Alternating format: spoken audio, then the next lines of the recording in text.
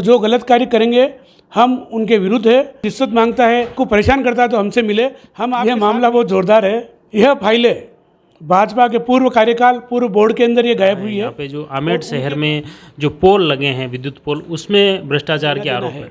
रही बात भ्रष्टाचार की, तो मैं आपको दावे के साथ कहता हूँ, विधायक महोदय कभी एक बार आमने सामने आके बैठ जाए कि मैं बताऊँ उन्होंने कितने भ्रष्टाचार किए। आपके कांग्रेस महामंत्री हैं बब्बू सिंह, उनको एक थप्पड़ मारने का एक मामला आपके ऊपर, और मुझे अगर टिकट मिलता है तो मैं चुनाव लड़ूंगा, मजबूती के साथ चुनाव लड़ूंगा और सब मिलकर चुनाव लड़ेंगे। राजेंद्र जी मेवाड़ा, वो बीजेपी से हैं, वो भी दावेदारी कर रहे हैं।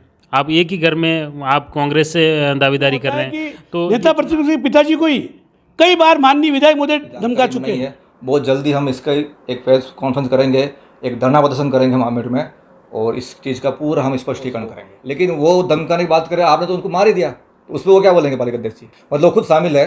ये जो ज़मीन है श्री राम धर्मशाला जो गणपति इंटरप्राइज के नाम से है। कि विधानसभा चुनाव 2023 को लेकर भाजपा और कांग्रेस द्वारा इसकी तैयारियां शुरू कर दी गई हैं। संगठन स्तर पर अलग अलग तैयारियां चल रही हैं, बैठक चल रही हैं, मीटिंगें चल रही हैं, और अपने अपने पक्ष में जन समर्थन कर बढ़ाने के प्रयास भाजपा और कांग्रेस दोनों ही तरफ से किए जा रहे हैं। और आज हम हैं कुंभलगढ़ विधानसभा में, आमेठ शहर में। आमेठ शहर का जो एक लगातार पिछले कुछ समय से मुद्दा उठ रहा है, यहाँ पे भ्रष्टाचार के आरोप लग रहे हैं और राजनीतिक तल्खी भी यहाँ देखी जा रही है।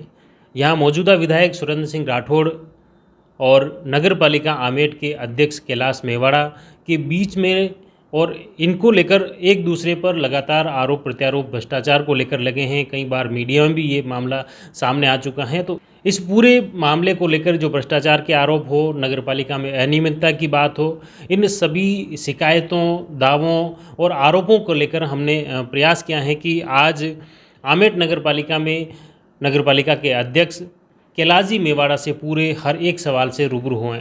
इसको लेकर पहले ही कैलाश मेवाड़ा द्वारा एक विशेष प्रेस कॉन्फ्रेंस भी रखी गई और उसमें बेबाक तरीके से उन्होंने खुलकर सभी आरोपों का खंडन किया है और उन्होंने कहा कि जो भी ये आरोप लगाए गए हैं उनका कोई तथ्य नहीं है।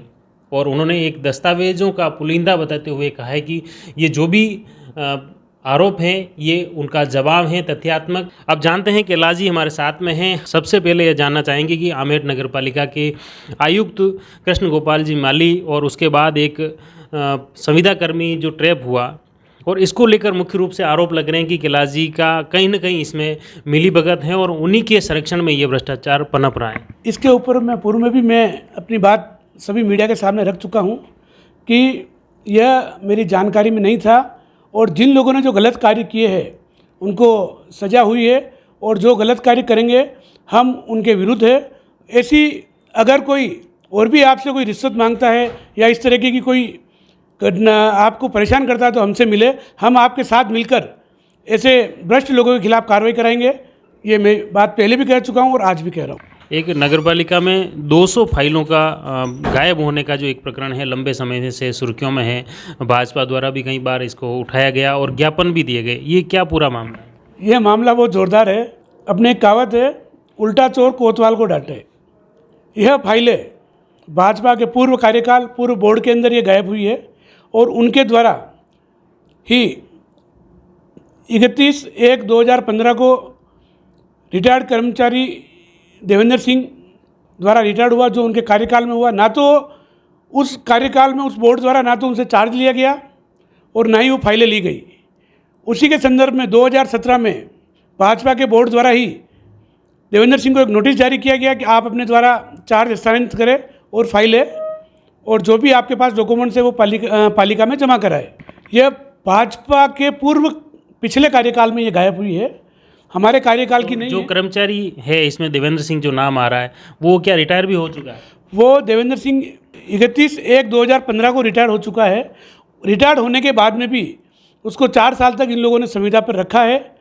उसके बावजूद भी ये लोग उससे कार्य नहीं कर फाइलें नहीं ले पाए, और उसके खिलाफ इन्हीं के पार्टी के कुछ पार्षदों द्वारा पिछले कार्यकाल में बोर्ड की बैठकों में भी देवेंद्र सिंह को हटाने की मांग रखी गई थी, जिसको भी इन लोगों ने अनसुना किया था।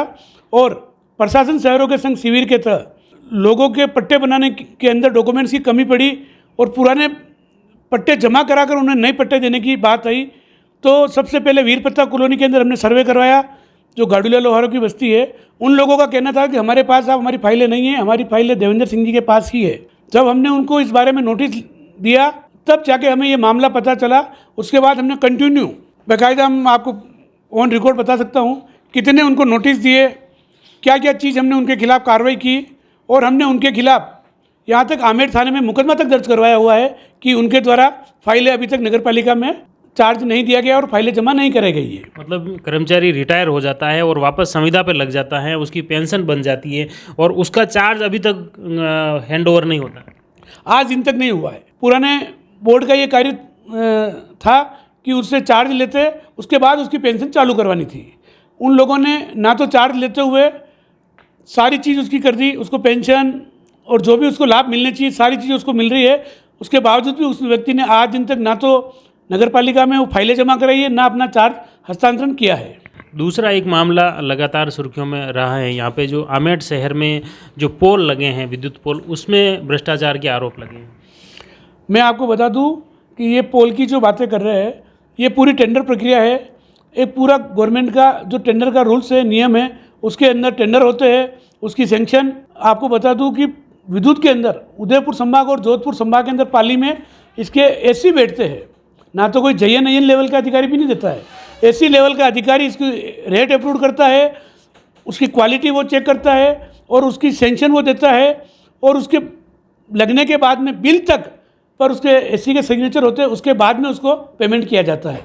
इसलिए अगर आपको कुछ लगता है इस तरीके की है तो आप जांच करवा लें, आरटीआई मांगे, आपको हर चीज़ मिल जाएगी कि किस व्यक्ति द्वारा टेंडर दिया गया, किस व्यक्ति को मिला और किस व्यक्ति ने कार्य किया और किस अधिकारी ने उसमें साइन किए। सारी चीज़ ऑन रिकॉर्ड है। इसमें किसी भी प्रकार की कोई गुंजाइश नहीं है कि इस तरीके की कोई घोटाला हुआ है। अभी जो मौजूदा विधायक है सुरेंद्र सिंह राठौड़ और नेता प्रतिपक्ष लगातार ये आरोप लगा रहे हैं आपके ऊपर भ्रष्टाचार को लेकर और ये इस अनियमितता को लेकर कि कैलाश मेवाड़ा लगातार इस कुंभ में भ्रष्टाचार में सभी मामलों में लिप्त हैं। अभी गत दिनों ज्ञापन भी दिया। मैं तो आपको बता चुका हूँ कि ना तो हमारा कोई इसी में लेना देना है।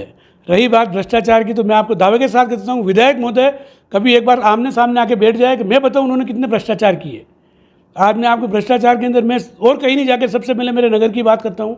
आमेर नगर में एक ही धर्मशाला थी, श्री राम धर्मशाला, उसका इन लोगों ने अवैध तरीके से, अपन कह सकते हैं कि अपने पावर के बल पर उसको इन्होंने खरीदी, बल्कि वो ना तो आम जनता की प्रॉपर्टी थी, कोई ट्रस्ट चलाता था। आमेर में बाहर से आने वाले लोग, उस समय होटलें नहीं थी, 5 रुपये 10 रुपये किराए देके रुकते थे।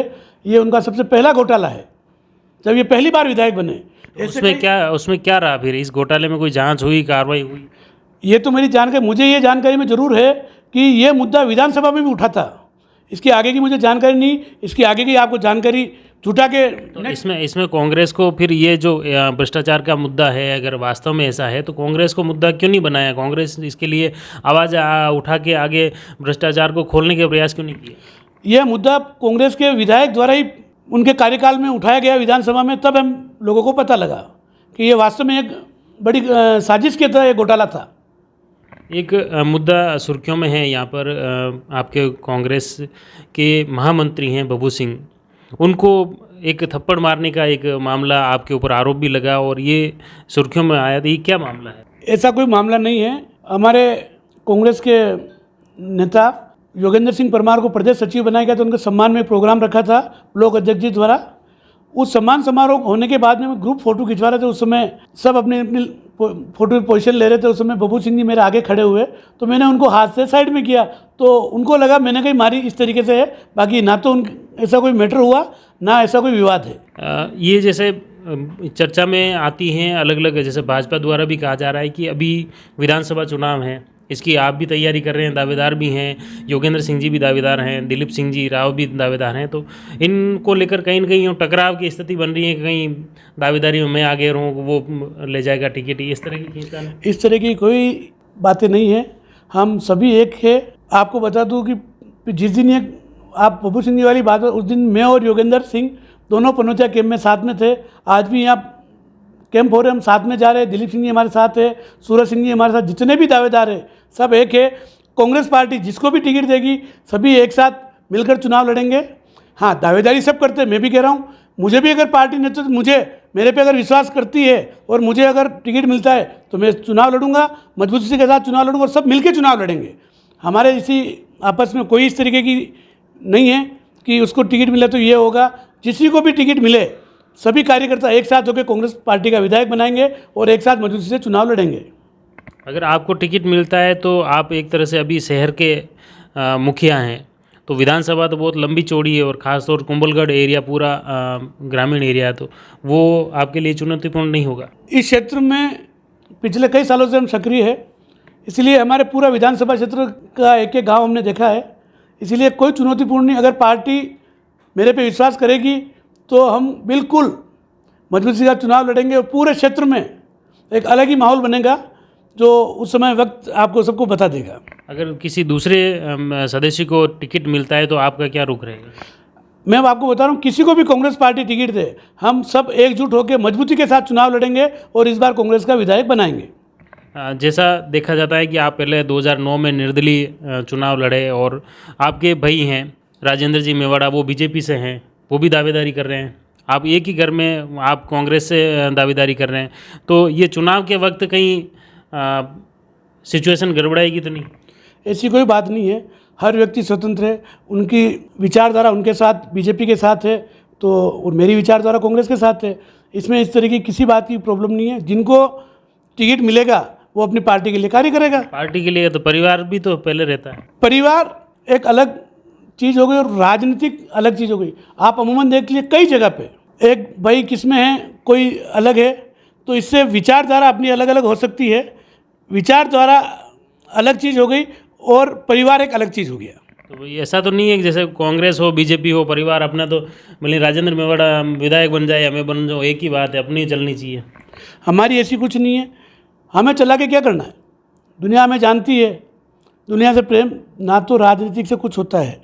राजनीतिक हम सेवा करने के लिए राजनीति कर रहे हैं, हमारा मकसद है कि सेवा करना, इसीलिए हम लोग राजनीतिक में, हमें किसी तरीके से मनमुटाव और परिवारवाद की जो ये बात आप कर रहे हो ये बिल्कुल निराधार है। ये जो आज आपके प्रेस कॉन्फ्रेंस आयोजित करने की ऐसी अचानक क्यों ज़रूरत पड़ी, ये एक समझ में नहीं आया। अचानक तो ये कितने दिनों से हम सोच रहे थे करे क्योंकि भारतीय जनता पार्टी वाले कंटिन्यू कोई ना कोई गलत मुद्दे और तथ्यहीन मुद्दे उठाकर ज्ञापनबाजी बयानबाजी कर रहे थे। इसीलिए हमने सारे डॉक्यूमेंट्स इकट्ठे करके हमने कहा एक बार इन सभी मुद्दों का इनको जो करने हैं कर दिए इन्होंने, एक साथ मैं आपको जवाब दे रहा हूँ और तथ्यों के साथ दे रहा हूँ, ना तो मैं इनकी तरह हवा में उड़ के और हवाई बातें कर रहा हूँ। आप एक एक चीज़ के डॉक्यूमेंट्स मैं आपको दे रहा हूँ और जो हम इन्होंने आरोप लगाया है ये सब हवाई है। इनको इन आरोपों का इनको अगर ये पता होता कि हमारे कार्यकाल में हमारी बोर्ड के द्वारा ही ये फाइलें गायब हुई है तो ये लोग शायद इस तरीके का मुद्दा भी नहीं उठाते। आज इनको आपके माध्यम से जब पता लगेगा कि ये फाइलें हमारे बीजेपी के बोर्ड और बीजेपी के कार्यकाल में गायब हुई है तो मुझे लगता है शायद उनको अफसोस होगा कि हमने ये गलत कदम उठाया। एक आपने प्रेस कॉन्फ्रेंस में मुद्दा उठाया, विधायक सुरेंद्र सिंह राठौड़ को ये चुनौती दी कि वो अगर डिबेट के लिए तैयार हो शहर में आए तो मैं उनके सामने हर एक सवाल का जवाब दूंगा। तो वो कौन से सवाल, किसकी बात कर रहे हैं? वो जिस तरीके से भ्रष्टाचार की बातें करते हैं, मैं भ्रष्टाचार में भी उनसे आमने सामने बहस करने के लिए तैयार हूँ, या तो वो बताए या मैं बताऊँ। हम कभी तो इसके लिए तो आप नेता प्रतिपक्ष से कर सकते हैं डिबेट। जब विधायक आरोप लगा रहे विधायक के आरोप को नेता प्रतिपक्ष क्या जवाब देंगे? जब विधायक के ऊपर ही भ्रष्टाचार के आरोप में लगा रहा हूँ, मैं विधायक के ऊपर भ्रष्टाचार का आरोप लगा रहा हूँ, नेता प्रतिपक्ष में क्या लगाऊंगा? नहीं, नेता प्रतिपक्ष आपके नगर पालिका के शहर के जो घोटालों को लेकर तो वो कह रहे हैं तो वो आ जाए, कर ले, हम तैयार है भाई। उन्होंने जो चीज़ आज इन तक घोटाले के तो बोर्ड बैठक में करते मुद्दा उठावे, वो कुछ नहीं है। ये सिर्फ उनके आका को खुश करने के लिए इस तरीके की ज्ञापनबाजी करते हैं। और मुझे तो जैसे आपने बब्बू सिंह जी वाली बात की, डराने धमकाने वाली, मुझे तो बहुत यूँ होता है कि नेता प्रतिपक्ष के पिताजी को ही कई बार माननीय विधायक महोदय धमका चुके हैं और यहाँ तक कह दिया कि आपको आमेर छोड़ के देवगढ़ जाने की तैयारी कर लो। इस तरीके की बातें भी माननीय विधायक महोदय कई बार उनके पिताजी नारायण जी कंसारा को कह चुके हैं। 2009 के चुनाव जब निर्दलीय लड़े थे उस समय नारायण जी कंसारा मेरे साथ थे और इस समय हमने ये मुद्दे उठाए थे। इनके पास ना तो कोई अच्छी टीम है, मुझे दुख होता है बेचारा जो बीजेपी का कार्यकर्ता इतने सालों तक पार्टी में कार्य करता है, जब चुनाव की समय आती है और पद के लिए ये दूसरों को हाईजैक करके उनको बना देते हैं। जैसा कि मैं आपको बता दूं कि पिछले पंचायत समिति चुनाव में अनूप सिंह जी को प्रधान बनाया, वो बीजेपी वालों ने, वो कांग्रेस के वरिष्ठ कार्यकर्ता थे और कांग्रेस में थे। इससे पूर्व आमेर नगर पालिका के चेयरमैन थी नर्मदा देवी, उनका परिवार शुरू से कांग्रेस का निष्ठावान कार्यकर्ता रहा है, उनके परिवार से बनाया। और जिन लोगों को इन्होंने चुनाव में खड़ा करके, जिन लोगों से सहयोग लेके, या जिन लोगों को मोहरा बना के इन्होंने चुनाव, उनकी हालत पूछिए, आज भी बेचारे धन और धर्म दोनों गया उन लोगों का, ऐसी स्थिति है। आप भी कहीं न कहीं पहले 2009 से पहले जब निर्दलीय चुनाव लड़ने की नौबत आई तो जब मैं नाबालिग था तब जरूर बीजेपी के साथ था। मेरे फादर बीजेपी से चेयरमैन थे। उसके बाद ना तो मैंने बीजेपी की सदस्यता ग्रहण की और ना किसी प्रकार की कोई है। मैं शुरू से ही इंडिपेंडेंट था। निर्दलीय में खड़े होने की नौबत क्यों आई? जज गई माननीय विधायक महोदय का था कि मैं उनका अपना मैं था, और माननीय नेता प्रतिपक्ष के पिताजी को जिस तरीके से उन्होंने होक टोक की और मैं वहाँ बैठा था, उस दिन हम सब लोगों ने मिलकर डिसाइड किया था कि इनको एक बार धरातल दिखाना पड़ेगा। इसलिए हम लोगों ने निर्दलीय चुनाव लड़ा और आमेर की जनता ने जो स्नेह, प्यार और आशीर्वाद हमें दिया, वही स्नेह और प्यार और आशीर्वाद वापस 2019 के अंदर हमें कांग्रेस के बैनर से मैं चुनाव लड़ा, वो हमें दिया। और हमने उसी तरीके से वोट बनाया जिस तरीके से बीजेपी वालों को नगर में वोट मिलते थे, और बीजेपी के विधायक होते हुए हमने ये वोट बनाया। तो आप सोचो कि कहीं न कहीं इनकी कितनी कमजोरियाँ रही होगी, तब जाके कांग्रेस का वोट बना। तो कहीं न कहीं यूँ लगता है कि जैसे सुरेंद्र सिंह राठौड़ वर्सेज कैलाश मेवाड़ा की कोई पुरानी तलखी है। मैं ये तो कह रहा हूँ, एक बार आपको डिबेट कराओ भ्रष्टाचार के ऊपर, मैं आपको बताऊंगा, उसी दिन से शुरुआत से बताऊंगा कि ये राजनीति की बात है या व्यक्तिगत कोई लड़ाई? आप इसको व्यक्तिगत समझे, राजनीति जब वो कहीं वो आमने सामने बैठे तब बात करें, मजा आता है। मैं आपको बताऊंगा, मजा नहीं मेरी। इसीलिए तो मैं आपके चैनल के माध्यम से उन्हें चैलेंज करता हूँ कि एक बार आके डिबेट करे, वो मेरे से आमने सामने करे। मैं हर चीज़ में, विकास से लेके भ्रष्टाचार से लेके हर चीज़ पे उनसे आमने सामना करने के लिए तैयार हूँ। अभी जैसे मुख्य रूप से जो पानी की समस्या है अपने आमेर शहर का, जो एक बड़ा मुद्दा लंबे समय से चल रहा है, आपकी प्रदेश में सरकार भी है कांग्रेस की, तो इस समस्या का समाधान क्यों नहीं करवा पा रहे हैं? इस समस्या का समाधान राजस्थान सरकार का लेवल का काम है। और माननीय विधायक महोदय ने इतने साल रहते हुए, सिंचाई राज्य मंत्री रहते हुए भी उन्होंने अपने क्षेत्र के लिए एक पानी की व्यवस्था नहीं करा पाए। और रही बात, आप अभी की बात कर रहे हो, हमने पीएचडी डिपार्टमेंट का कार्य होने के बाद भी नगर में पानी की व्यवस्था के लिए हमने 20 तो बोरिंग करा है, 20 पनघटें लगाई है। और नगर पालिका क्षेत्र में जितना हम लोग कर सकते हैं पानी के लिए हम कर रहे हैं। माननीय विधायक द्वारा अपने गांव में पानी की व्यवस्था नहीं करा पाए, इससे बड़ी दुर्भाग्यपूर्ण आपसे क्या बात करूंगा कि उनकी गांव की औरतें आज भी सिर पे बेवड़ा लेके पानी लेने जाती है। ये बड़ा कितनी बार निकलते तो देख के दुख होता है। और वो भी सोचते होंगे हमने किस लोगों को हमारा जनप्रतिनिधि बनाया और हमारे गांव का होने के बाद में भी हमारे गांव का पानी की समस्या दूर नहीं करा पाए। ये जो मुद्दा उठा रहा है अभी, सुरेंद्र सिंह जी राठौड़ विधायक का जन्मदिन था, उस जन्मदिन में के दौरान सांसद दिया कुमारी जी ने भी कहा, और अजमेर में जो सभा हुई उसमें जल शक्ति मंत्री ने कहा कि जाखम से पानी लाएंगे और आमेर क्षेत्र के कुंभलगढ़ के एरिया को पानी पिलाएंगे। तो एक तो उन्होंने बड़ा ये ऐलान किया है और उसको लेकर आदेश भी जारी हुआ। यह आदेश दिया कुमारी जी ने बोले, उससे पहले दिलीप सिंह जी राव का जन्मदिन था, हमारे कांग्रेस के नेता है। उस दिन माननीय हमारे जिलाध्यक्ष हरि सिंह जी राठौड़ द्वारा यह बात मंच के माध्यम से सार्वजनिक कर दी उन्होंने कि जल जीवन मिशन के तहत यह कार्य होगा। और आमेर क्षेत्र के अलावा आमेर, राजसमंद और रेलमंगरा तहसील के अंदर पानी की समस्या का जाखम बांध के द्वारा पूर्ति होगी। उसके लिए कार्य शुरू हो चुका है और 2 साल के अंदर ये कार्य पूर्ण होके। तो जल जीवन मिशन तो केंद्र सरकार, भारत सरकार की योजना है, कुल मिला के भाजपा करवा रही है इसको। यह मिशन, इसके अंदर 60% राजस्थान सरकार सेंट्रल गवर्नमेंट का है और 40% राजस्थान गवर्नमेंट का इसके अंदर है। दोनों मिलके ये कार्य कर रहे हैं। चलो, बहुत बहुत धन्यवाद। ये थे कैलाश जी मेवाड़ा, जिन्होंने आमेर शहर के विकास को लेकर या भ्रष्टाचार के आरोप की बात करें, खास तौर से विधायक सुरेंद्र सिंह राठौड़ और नेता प्रतिपक्ष द्वारा जो भी आरोप लगाए जा रहे हैं वो निराधार और तथ्यहीन हैं।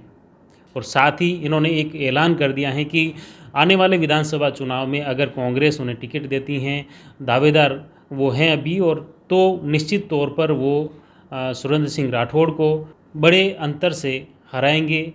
एक सीधी सी बात है सर, किसी भी आदमी को रिटायरमेंट का लाभ तब मिलता है जब वो अपना चार्ज सौंपता है।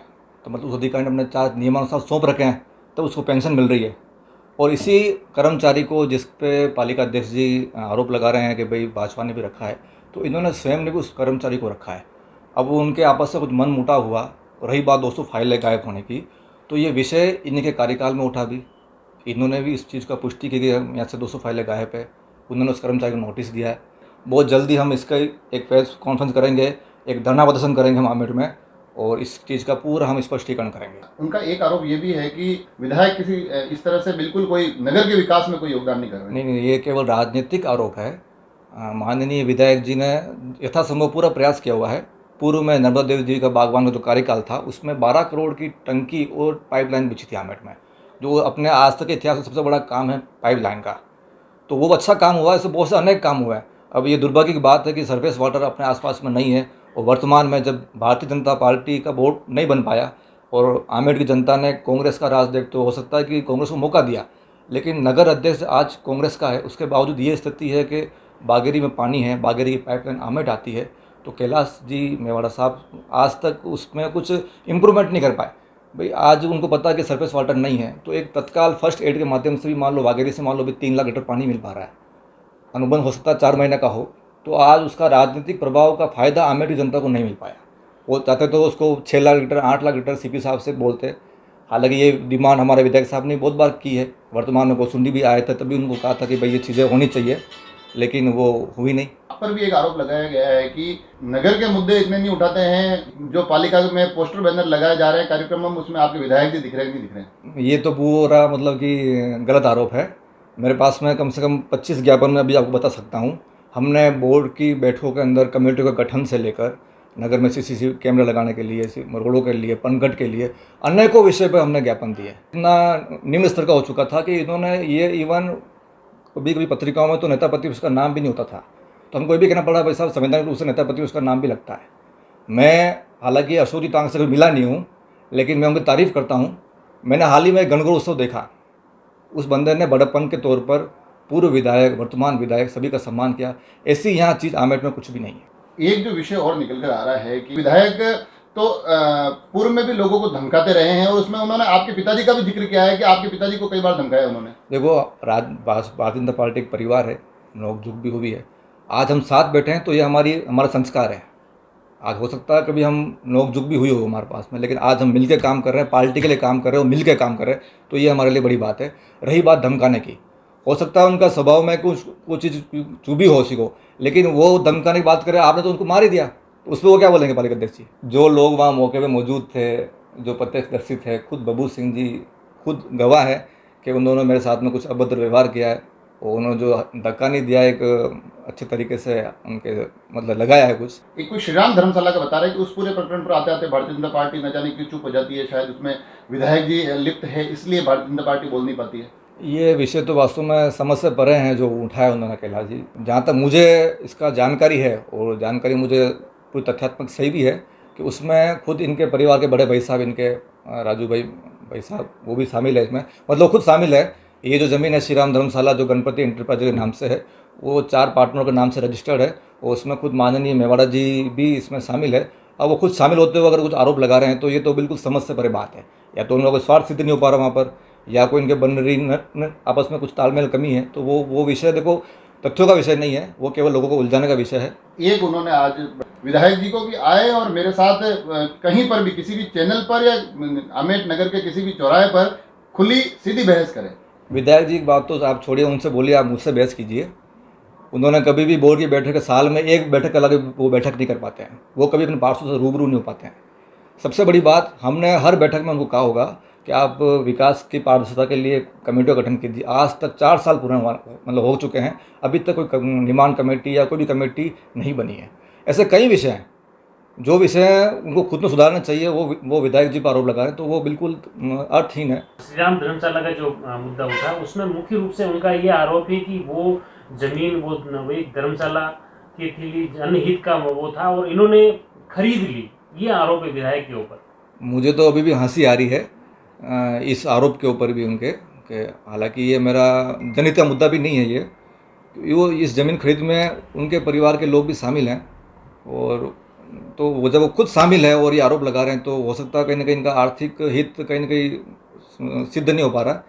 वो ये उस आरोप उसी आधार पर लगे हुए हैं। इनको मांग करनी चाहिए विधायक साहब से कि मैं कुछ कर नहीं पा रहा हूँ, पानी नहीं ले पा रहा हूँ, आप हमारे साथ में आइए, सहयोग कीजिए। आज तक उन्होंने कोई सपोर्टिंग ऐसा कुछ दिया ही नहीं है स्टेटमेंट। वो कैसे देंगे? जो आदमी विधायक साहब का सम्मान नहीं कर सकता, आज विधायक भी क्षेत्र के एक परिवार का हिस्सा है, जनप्रतिनिधि वो भी है, जनप्रतिनिधि कैलाश जी भी है, हम उनका भी सम्मान करते हैं। लेकिन आज तक किसी भी सांस्कृतिक कार्यक्रम में, किसी भी मंच पर, कहीं पे भी वो आदमी अपने तक ही सीमित रहे हैं कैलाश जी, तो वो एक गलत विषय है। वो के एक भी नगरपालिका बोर्ड बैठक में विधायक शामिल नहीं हुए और न कभी शहर के लिए एक भी रुपया उन्होंने विधायक मद से दिया है। ये बिल्कुल नकारात्मक बात है। कोरोना काल में खुद विधायक साहब ने लगा हमको, तो उन्होंने 3.5 लाख या 3 लाख रुपए उन्होंने उसमें दिए थे। और जब भी उन्होंने खुद ने कहा कभी स्थिति हो आप मांगो हमसे, हम बिल्कुल देंगे। पालिका अध्यक्ष आज अपन बड़ों का सम्मान करेंगे तो वो अपने साथ सम्मान से बैठेंगे। जब उनको लगता है कि भाई जो आदमी सम्मान नहीं कर सकता, जो आदमी उनका नाम नहीं लगा सकता, सांस्कृतिक प्रोग्राम हो गए, मेले हो गए, सांस्कृतिक उत्सव जो नगर पालिका करती है उसमें बोर्ड के सभी सदस्य अधिकारी रूप से सदस्य होते हैं, आज तक उनका कई वो सम्मानजनक फोटो, नगर की हित के लिए उनको डिमांड रखी हो कि विधायक साहब मुझे विधायक कोटे से ये चीज़ चाहिए, उसके लिए मैं आपको बोलता हूँ अगर विधायक साहब नहीं आते तो हम जिम्मेदार बैठे हैं, बिल्कुल आएंगे वो। आप जुड़ रही है जयवर्धन न्यूज़ के साथ। धन्यवाद।